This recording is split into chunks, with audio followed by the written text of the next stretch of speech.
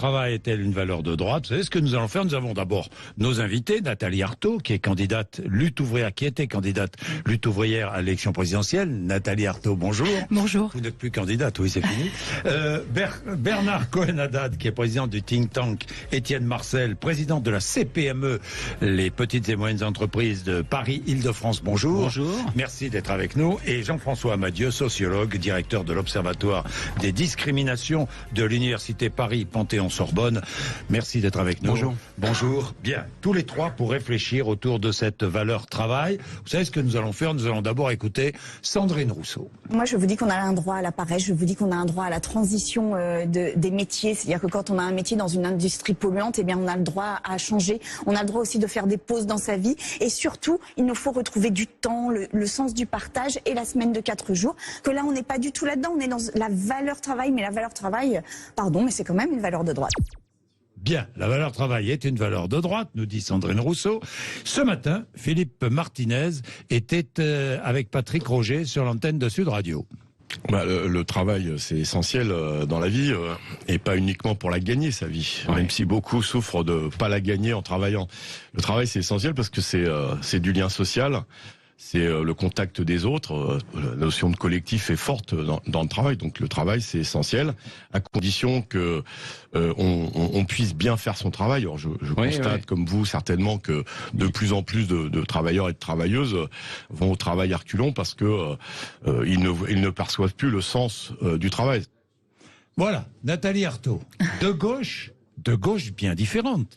Sandrine Rousseau d'un côté et Philippe Martinez de l'autre. Et vous? Et Fabien Roussel de l'autre. Et Fabien Roussel, mais qui est proche de Philippe Martinez tout de même, hein. Parti communiste, CGT. Alors moi, je ne me suis jamais revendiquée de la gauche. Jamais. Ah bon, vous n'êtes pas une femme de gauche? Non, moi je défends les intérêts des travailleurs, des travailleuses et des travailleurs. Et quand je parle de travailleuses et de travailleurs, j'y inclus aussi tous ceux qui, pendant un temps, eh bien, se retrouvent à Pôle emploi, se retrouvent au chômage, voilà, suite à un licenciement, quand même, souvent, suite à un arrêt de contrat, parce que pour moi, c'est une seule et même classe sociale. Et j'inclus même, figurez-vous, les femmes au foyer qui élèvent leurs enfants et qui travaillent en réalité. Alors, c'est pas un travail rémunéré, mais pour moi, ça fait partie d'une même classe sociale en réalité. Bien sûr. Donc, moi, ce qui m'a choqué dans cette polémique déclenché par Fabien Roussel, c'est cette opposition justement entre ceux qui sont en emploi, ceux qui sont au travail, en activité, et ceux qui sont condamnés au chômage ou qui sont dans une période d'inactivité, parce que ça m'a beaucoup choqué. Ça m'a beaucoup choqué parce que moi, tout mon combat, c'est l'inverse. C'est précisément de faire prendre conscience. Sandrine Rousseau rebondit et dit que le travail, c'est une valeur de droite. Que dites-vous? Que lui dites-vous? Moi, je dis que le problème, ce n'est pas le travail. Le problème, c'est l'exploitation. Moi, je suis communiste parce que j'aspire à une société où le travail serait libre, où on ne serait pas forcé, obligé de travailler, en prenant d'ailleurs en acceptant tout et n'importe quoi, hein, pour gagner sa vie, et dans les conditions souvent impossibles, parce que c'est ça le problème. Vous savez, le travail, il est vécu très très différemment selon que l'on choisit son métier, selon qu'on peut exercer ses talents, sa passion, dans des conditions correctes, épanouissantes, et selon qu'on n'a pas le choix, et que alors on n'a pas le choix, donc et c'est l'écrasante majorité des travailleuses et des travailleurs. Donc vous voulez dire, Nathalie Arthaud, que dans beaucoup de cas, le travail est une contrainte et une subordination. C'est un peu ce que vous dites. Je dirais même que pour beaucoup et pour l'écrasante majorité du monde du travail, le travail c'est une prison. Voilà. C'est une prison. Oui, c'est une prison. Vous croyez que beaucoup de Français peuvent entendre ça? C'est une prison? Ah, je pense que beaucoup aiment leur travail. Beaucoup aiment. Oui, mais ils l'aiment. Mais même ceux qui ont qui travaillent et qui avaient une vocation. Moi, je pense à tous ceux qui travaillent dans la santé. Et combien de témoignages avons-nous eu d'infirmières, d'aides-soignantes, de médecins aussi, expliquant que voilà, eux, c'était leur raison de vivre. Et regardez ce qu'ils disent de leur travail aujourd'hui. Comment il les fait souffrir, comment ils n'en peuvent plus, comment ils vont à reculons au travail. Parce qu'y compris, on a des témoignages d'aide à domicile, d'aides-soignantes qui expliquent, on nous oblige à faire de la maltraitance. Donc c'est dans ce sens-là, vous voyez, Et puis écoutez tous les travaux d'ouvriers sur les lignes de montage. Mais ils comptent les heures qui les séparent de la fin de la journée. Ils comptent les minutes qui les séparent. Alors, justement, Nathalie Arthaud, je le disais tout à l'heure, la gauche, à juste raison, veut valoriser les droits des travailleurs. Valoriser les travailleurs, c'est se battre pour de meilleurs salaires et se battre pour des conditions de travail bien meilleures. Ça prouve bien que la valeur travail est une valeur de gauche aussi. Non ? Non, mais moi d'abord je me retrouve dans une bonne partie de ce que vient de dire Luc. Oui. Et je reviens à ce que j'ai dit au départ. Le problème, ce n'est pas le travail, c'est l'exploitation. C'est ça le problème. Ouais. Et qu'il y a bien des façons... On n'est pas forcément exploité au travail. Eh bien, c'est bien sûr l'essentiel du travail aujourd'hui. L'essentiel du travail salarié. Et le travail salarié aujourd'hui est un travail exploité à différents niveaux. C'est évident qu'il y a une différence dans l'exploitation entre une femme de ménage et un pilote d'avion, d'accord, et un journaliste, d'accord. Mais oui, bien sûr que le travail aujourd'hui, il est organisé pour être produire exploité. De la richesse. Exactement. Il est organisé pour produire de la richesse et pour produire des profits et pour produire des dividendes. Donc c'est ça le problème, et il est organisé surtout pour ça, et pas pour que l'homme s'épanouisse, pour que l'homme devienne entier. Tout n'est pas noir et tout n'est pas blanc, c'est ce que je disais. Écoutez, tout l'écrasante, là on parle du monde, en tout cas moi je parle de ce point de vue-là. Et mon combat, c'est précisément de libérer tout l'ensemble du monde du travail qui vit dans cette situation. Et le monde, il repose là-dessus. Vous savez, concrètement, posons la question concrète. Ça fait maintenant des années, et depuis Sarkozy, que, effectivement, la droite, le gouvernement nous explique il faut que le travail paye. Il faut que le travail paye. Ah, ils nous le disent tous. Édouard Philippe, je suis sûr que ce matin, il va le dire, là. Il faut que le travail paye. Mais le travail, il paye. Le travail de l'aide à domicile, le travail de l'ouvrier, le travail de l'éboueur, le travail du professeur, le travail du conducteur de bus, il paye ? Non, il ne paye pas. C'est ça le problème aussi dans cette société. Qu'est-ce qui paye ? C'est le capital. C'est le capital investi là où ça va bien, là où il y a effectivement de quoi engranger du pognon. Regardez comment aujourd'hui ils font leur profit, tous ceux qui sont dans l'énergie au travers de la spéculation, parce qu'ils profitent d'un marché qui est en train de voir les prix exploser. Alors là, ils engrangent. Et c'est comme ça que toute la société, elle fonctionne. Regardez les multimilliardaires, comment ils ont fait leur argent. Ils l'ont pas fait en bossant et en s'échinant et en méritant, parce qu'ils ont fait un travail utile et indispensable.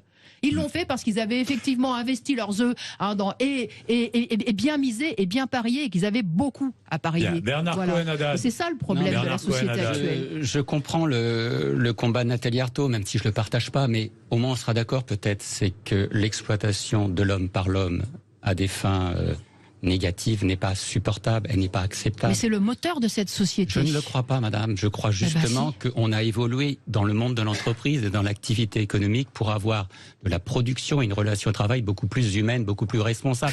C'est tout le combat que nous menons, nous, ce que j'appelle les entrepreneurs sociaux, en matière de RSE, de ESG, vous savez, cette modification de la gouvernance, et faire en sorte qu'il y ait la qualité de vie au travail et la qualité de vie dans les entreprises. Et en même temps, tout est fait pour allonger la durée du temps de travail. Tout est fait pour écraser les salaires. Tout est fait pour un problème de budget et de finances publiques. Ah ben voilà. Donc il y a les discours qualité de vie au travail, il y a les discours on va rendre le travail plus simple, et en même temps c'est pas un problème d'entreprise. On charge la mule et en même temps on écrase les salaires alors que tous les prix augmentent. On dit non aux augmentations générales des salaires. Je voudrais, parce que le temps passe vite, c'est bon signe quand le temps passe vite. 0826 300 300. Nous avons eu Luc il y a quelques instants. J'attends d'autres témoignages évidemment, mais j'ai plein de questions à poser autour du travail. C'est vrai que notre société sacralise le travail aujourd'hui. Parce que sans travail, c'est une forme de mort sociale. Hein. Bien sûr. Quand on n'a pas de travail, et la réflexion doit être développée. Et Jean-François Badieux va développer cela. C'est une sorte de mort sociale. C'est une absence d'estime de soi. Bien sûr. Si on n'a pas de travail aujourd'hui, il faut regarder cela. Donc valeur de droite, de gauche, je ne sais pas. C'est une valeur valeur personnelle. C'était une valeur judéo-chrétienne pendant longtemps. Oui, pendant longtemps. Et on va parler de tout ça. Vous êtes sur l'antenne de Sud Radio. 12h32, merci. Vous êtes sur Sud Radio. C'est un plaisir de vous savoir là. 0826 300 300. Et c'est un plaisir d'évoquer ce sujet, la valeur travail. Sandrine Rousseau, Fabien Roussel ont mis ce sujet au cœur du débat volontairement, hein, l'un comme l'autre. Ce sont des spécialistes du buzz. Ne soyons pas dupes. Évidemment, nous ne sommes pas, mais ça nous permet de réfléchir. Donc, je disais tout à l'heure, c'est vrai que notre société sacralise le travail. Nathalie Arthaud, sans travail, c'est une mort sociale. Donc le travail a une valeur, forte valeur, qu'elle soit de droite ou de gauche. Et je peux vous dire que ceux qui bossent, ils le savent, et y compris, ils en sont fiers. Vous savez, moi je passe... vous êtes prof, je le rappelle. Hein. Oui, je suis enseignante, mais régulièrement, je vais soutenir des salariés qui se battent pourquoi ? Pour pas être foutus à la porte, qui se battent pour que leur usine elle ne ferme pas régulièrement. Vous vous souvenez des Continentales ? Mais oui. Vous vous battez pour le travail. Donc les salariés, les travailleurs se battaient en effet. Alors je peux vous dire que s'il y en a qui respectent la valeur travail, c'est bien. Mais ce ne sont pas des gens de gauche. Et ils savent. Alors, mais justement, c'est pour ça que moi, gauche-droite, c'est pas ça mon problème. Mon problème, c'est les intérêts du monde du travail. Oui. Oui, donc vous êtes en contradiction avec Sandrine Rousseau. Les salariés savent très bien. Sandrine Rousseau dit une aberration alors. Mais vous savez, c'est une petite phrase sortie de tout un... Et puis on peut lui faire dire tout et n'importe quoi. Donc ça, moi, c'est pas mon problème. Là, c'est pas on lui fait faire dire, c'est ce qu'elle a dit. Moi, ce que je sais, c'est que ceux qui s'investissent vraiment dans le travail, y compris dans les entreprises, c'est d'abord les salariés. Voilà, c'est eux les vrais investisseurs en réalité quand on réfléchit. Pourquoi ? Parce que ils sont pas seuls, mais parce que sauf que eux, ils passent leur vie. Oui. Ils y passent leur vie. Oui. Ils y passent leur vie. Ils y passent l'essentiel de leur énergie. De leurs compétences, de leur, y compris ils y laissent leur santé parfois. Alors oui, ils sont attachés à leur travail, ils sont attachés. Mais on peut pas dire ça justement du patronat et en particulier du grand patronat qui joue avec les entreprises comme s'ils jouaient au casino. Et c'est ça le problème. C'est ça le problème. Combien vous avez de salariés mais qui pleurent parce qu'ils vont être licenciés. Qui pleurent parce qu'ils vont être licenciés. Donc, je peux vous dire que oui, la valeur travail, ça veut dire quelque chose. Mais n'oubliez pas aussi Mais en même temps, le combat des travailleurs, ça a été pour se faire respecter. C'est-à-dire pour qu'ils soient pas cassés au travail, pour que la charge de travail, elle augmente pas. C'est-à-dire, c'est se battre aussi contre l'exploitation. Et pour que le travail, il devienne aussi autre chose qu'un enfer. Les investissements des patrons permettent de fournir du travail et permettre d'aider à beaucoup de gens de vivre. Non, mais moi, je suis pas d'accord avec ça, justement.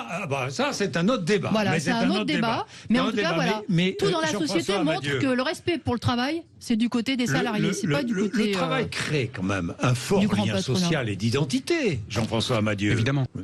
Oui, bien sûr. Il faut que le travail paye, bien sûr. De toute façon, il n'y a pas le choix. Il n'y a pas le choix. Il faut quand même bien vivre. Il faut pouvoir payer son logement. Moi, je comprends la personne qui perd 100 euros si elle se forme, mais de toute façon, objectivement, elle ne peut pas perdre 100 euros. Donc elle ne peut pas se former. Faire l'éloge de la paresse, c'est quoi ? C'est une gymnastique intellectuelle. Quand Sandrine Rousseau fait l'éloge de la paresse, c'est quoi ? C'est quelqu'un de nanti, c'est quelqu'un qui peut dire ça ? Est-ce que c'est quelqu'un de nanti qui peut dire ça ? Je pose la question. Non, mais écoutez, c'est la vérité. C'est plus facile de dire je fais l'éloge de la paresse quand on est prof d'économie, député et qu'on est tranquille, que dire je fais l'éloge de la paresse quand je gagne 1000 euros par mois que j'arrive pas à finir la fin du mois. Je sais pas. Non, mais le droit à la paresse, c'est un ouvrage qui a été écrit par Paul Lafargue, qui était un communiste et qui voyait bien que dans cette société de classe sociale, il y avait une minorité capitaliste qui, eux, paraissaient. Qui, eux, effectivement, avaient tout à leur pied. C'était une autre époque. Qui, eux, non, ce n'est pas une autre époque. Et ils constataient que c'est même ceux-là même qui paraissaient, qui ne faisaient rien de leurs 10 doigts et qui avaient le jackpot, etc.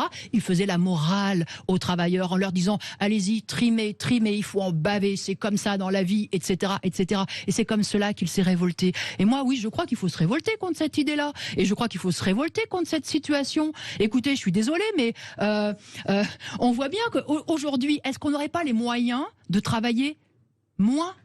On devrait tous travailler moins, mais travailler tous. Et on pourrait bien sûr gagner plus. Si la société était organisée autrement, pas seulement pour que l'argent soit aspiré à un pôle. Vous vous rendez compte, Bernard Arnault, on l'a tous dit, mais quand même je le redis, c'est 2 SMIC par minute. qu'il a gagné au titre de ses dividendes de 2021 2 SMIC par minute. Vous vous rendez compte de ça? Alors c'est pas seulement qu'il est très riche, mais c'est que toute la société elle est organisée pour faire du fric, du profit. On fait tout et n'importe quoi. On devrait l'organiser rationnellement. Voilà, et on pourrait travailler tous. Ce qui n'est pas le cas aujourd'hui des indépendants. Vous êtes heureuse au travail, vous, Nathalie Arthaud? Moi, je fais un... Est-ce que vous êtes heureuse d'accomplir ce que vous faites tous les jours, d'aller travailler? Moi, je pense que je fais quelque chose d'utile et j'essaye de me rendre utile auprès de mes élèves. Utile. Et en même temps, Mais vous aimez je ressens une très forte frustration de tous les instants parce que je sais que je devrais travailler autrement. Je devrais travailler en plus petits groupes. Je devrais avoir la possibilité de m'adresser à chaque élève, à faire du sur-mesure. Voilà, je devrais pouvoir faire ça. Ça devrait être ça mon vrai travail. Mais vous et aimez... je ne peux pas parce que je n'ai pas les conditions de travail qui me le permettent. Parce que les groupes de classe sont trop chargés, parce que moi, mes élèves, ils ont 17, 18 ans, et ils sont déjà allés pour beaucoup d'échecs en échecs. Ils ont un problème de manque de confiance. Il faudrait faire un travail, voilà, aller les chercher là où ils sont, leur donner envie. Je n'ai pas cette possibilité-là, donc je ressens beaucoup de frustration. Moi, je le dis, le travail, la société en a besoin, toutes les sociétés en ont besoin. Ce que je conteste, c'est ceux qui dominent le travail, ceux qui décident à la place de tout le monde, parce que voilà, ils ont les capitaux, c'est eux qui ont les entreprises entre les mains, c'est eux qui décident ou pas de donner de l'argent pour, y compris les services publics, etc. Et donc ils décident de quel type de travail on fait, pourquoi on travaille, pour produire quoi, combien de temps, comment on organise le travail. Et c'est ça que je conteste. Et je pense qu'en effet, une société véritablement démocratique, elle devrait permettre à tous ceux qui la constituent et ceux qui travaillent au premier chef, de décider collectivement de à quoi servent tous nos efforts, et comment on l'organise. La question que vous Donc posez... c'est en cela que je suis contre l'exploitation de l'homme par l'homme et que je suis communiste. Alors, la question qu'avait posée Jean-Jacques Bourdin, c'est de savoir si le travail était, pour reprendre votre formule tout à l'heure, était une prison pour vous. C'était ça la question, puisque vous avez dit que le travail est une prison. Pour moi, non. Mais pour beaucoup de salariés, beaucoup d'hommes. Pas pour vous, et vous savez, mais pas pour moi. Et en même temps, vous épanouissez au travail. Et en même temps, c'est une frustration. Parfois non. Et parfois non. Mais on est tous pareil. Et parfois c'est dur. Mais on est tous pareil. Je peux vous dire que je rentre du boulot, je suis cuite.